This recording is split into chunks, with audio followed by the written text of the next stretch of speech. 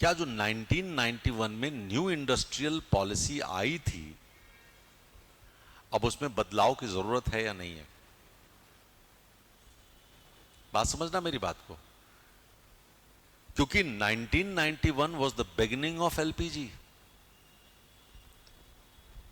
1991 was a watermark in the economic history of India.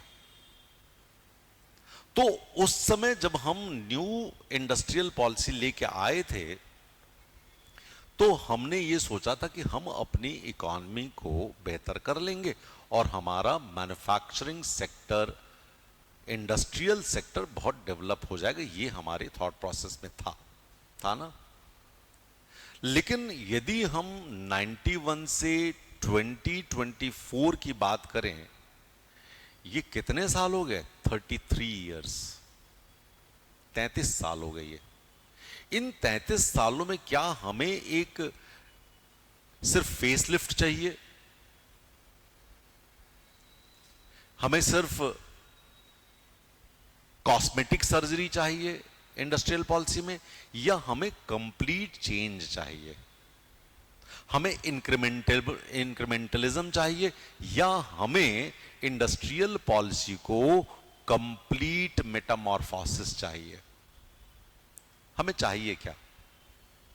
ठीक है, तो बेसिकली जो हम लोग बात करना चाहते हैं, अभी तक जो हमारी इंडस्ट्रियल पॉलिसी थी वो ये थी, ये इंडस्ट्री लगा लो, ये इंडस्ट्री लगा लो, ये इंडस्ट्री लगा लो, इसमें इतनी छूट दे देंगे, उसमें उतनी छूट दे देंगे, उसमें उतनी छूट दे देंगे।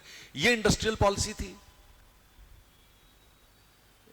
इनको हम स्टार बना देंगे, इनको हम 2 स्टार बना देंगे, इनको हम 5 स्टार बना देंगे, इनको हम सुपर एक्सपोर्ट हाउसेस बना देंगे, और इनको हम दर्जा दे देंगे, बहुत बड़े बड़े नाम है उसको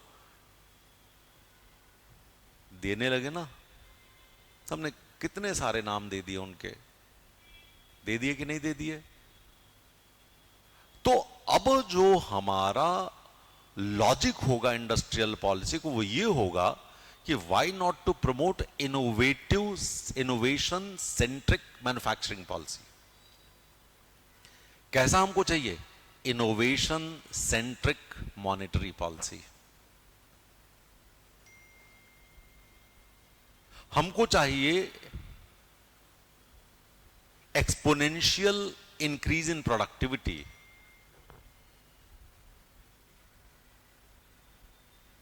हमको चाहिए industries must be sensitive to climate changes.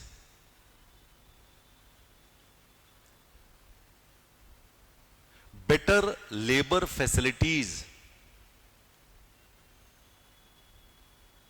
reducing regional disparities,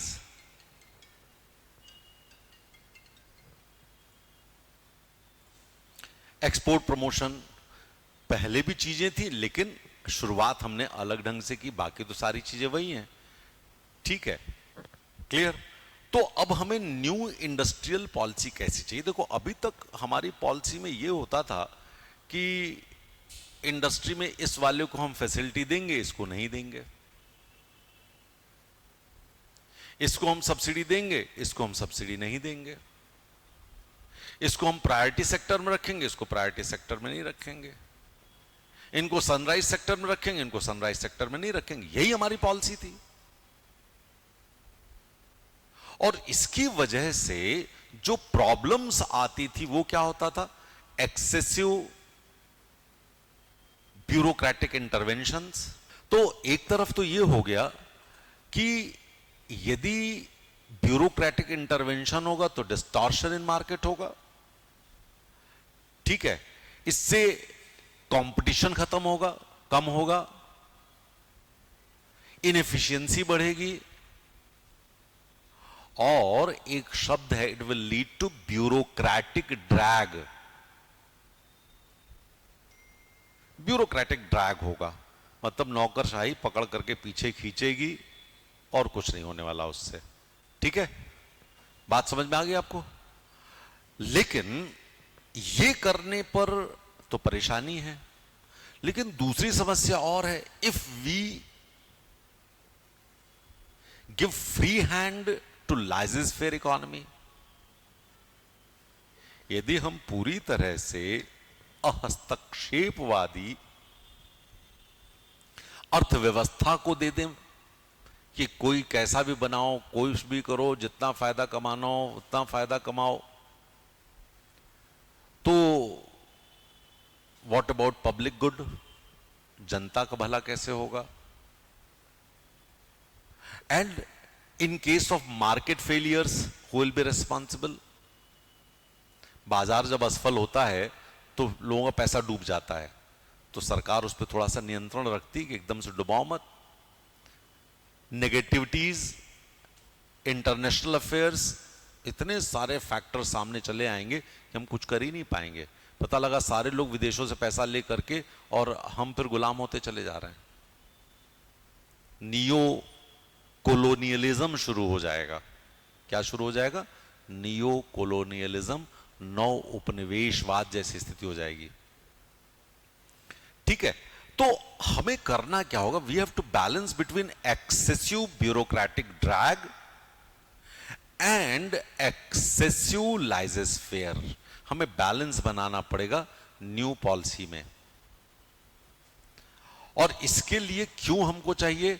तो we want rapid economic growth, we want productivity growth, we want removal of market imperfections. ठीक है, रिसर्च एंड डेवलपमेंट करेंगे तभी मार्केट इम्परफेक्शंस कम होंगे। And we want active industrial policy. और ये example हमारे पास चाइना का है।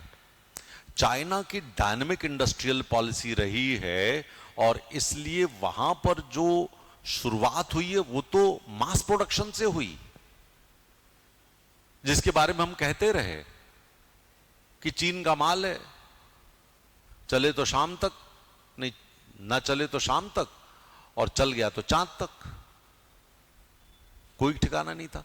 लेकिन चाइना ने अपनी इंडस्ट्रियल पॉलिसी को इस तरह से किया कि it led to strategic investment in high tech industries. उसने स्ट्रेटेजिक इन्वेस्टमेंट किया हाई टेक इंडस्ट्रीज में। इसी तरह से यदि आप ईस्ट एशियन कंट्रीज में देखें, वहां पर भी इंडस्ट्रियल पॉलिसीज की वजह से रैपिड इंक्रीज हुआ। और हमको क्यों अब चाहिए ये, उसके पीछे कारण समझिए। We want to create our strong niche in geo economics. वैश्विक अर्थव्यवस्था में हमें बहुत मजबूत स्थान चाहिए अपना। क्यों? क्योंकि एक तरफ चाइना है, दूसरी तरफ डिस्टर्ब्ड नेबर्स हैं, हमारा एक्सपोर्ट उतनी तेजी से नहीं बढ़ा, इंपोर्ट हमारे पास ज्यादा हो गया, हमारा बैलेंस ऑफ पेमेंट नेगेटिव है।